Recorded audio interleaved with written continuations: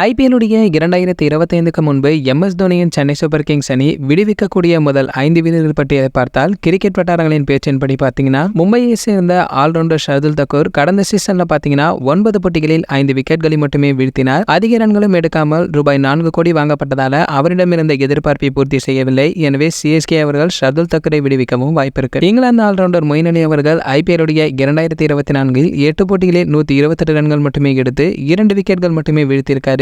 இந்த செயல்பாட்டை கருத்தில் கொண்டு சென்னை அணி மொயின் அலியும் விடுவிக்கவும் வாய்ப்பு இருக்கு. நியூசிலாந்து ஆல்ரவுண்டர் டேரில் மிட்சலை சென்னை சூப்பர் கிங்ஸ் 14 கோடிக்கு வாங்கியது. ஆனால் ஐபிஎல் 2024 அவரால் 318 ரன்கள் மட்டுமே எடுக்க முடிந்திருக்கு.